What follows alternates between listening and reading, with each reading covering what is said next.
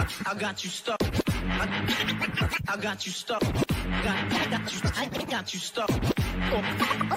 Off the realness. I got you stuck.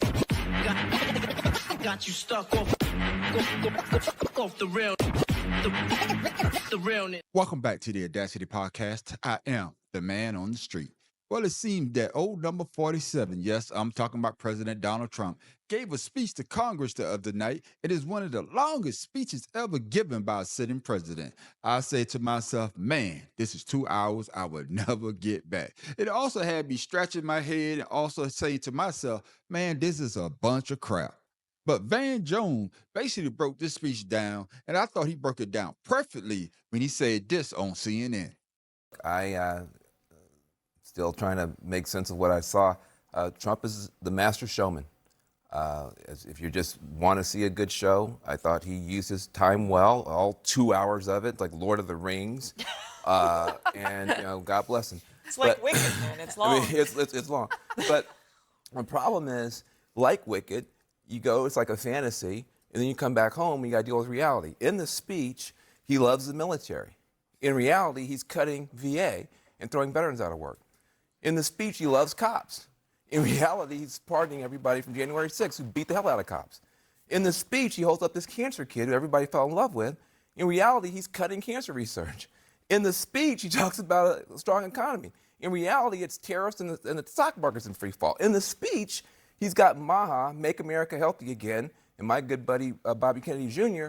But in reality, there's measles ripping through Texas. There's more measles cases in Texas than there are transgender athletes in the country.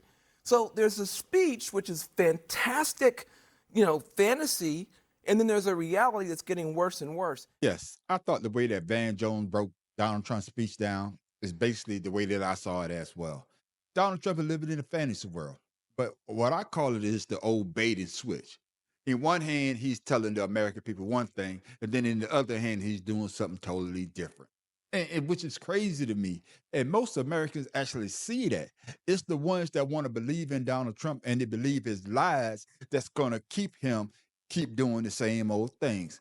But American people are starting to wake up. We see this in the town halls that the Republicans are having where their constituents actually calling them out and basically saying, hey, what are you going to stand up to Donald Trump and his ilk? New York down! New York down! New York down! Disgusting. Disgusting. Yes, I've seen others that's 100. Are going to be let go, and that's just the reality of it. And I feel bad that people have been laid off. The people would like to know what you, congressmen, and your fellow congressmen are going to do to rein in the megalomaniac in the White House. I remember having the same discussion with Republicans when Biden was elected.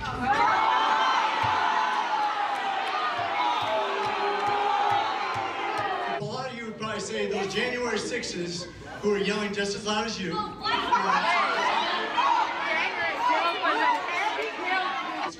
expensive to the people. As the community made clear at the Library Commission meeting last Tuesday, everyone is in favor of a plaque to celebrate the library, but the vast, vast majority are against including a MAGA acrostic.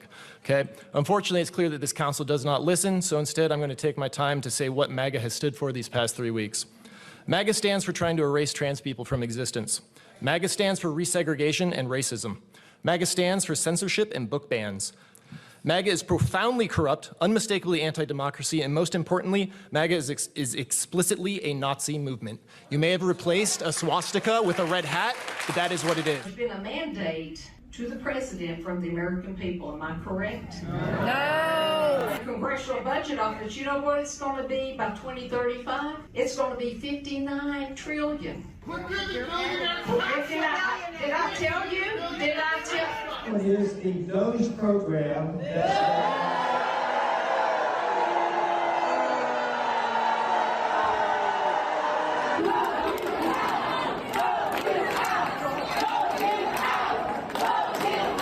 We didn't sign on for this. Yes, we may have voted for him, but he said this is what he's going to do. He's going to bring down prices. He's going to bring down the price of egg, gas, food, etc.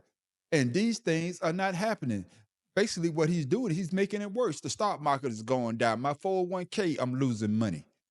It doesn't make sense. Hey, we turn it against basically our allies. The tariffs against Canada, against Mexico. 1 minute is on, the next minute is off. It doesn't make sense. So he's pigeonholing us into a situation where it looks like it's going to be us against the world. But he's currying favor for a known dictator like Putin, which doesn't make sense. But let me know down in the comments what you think about what I just said, or better yet, how did you feel about the speech that Donald Trump gave to Congress? The man on the street wants to know.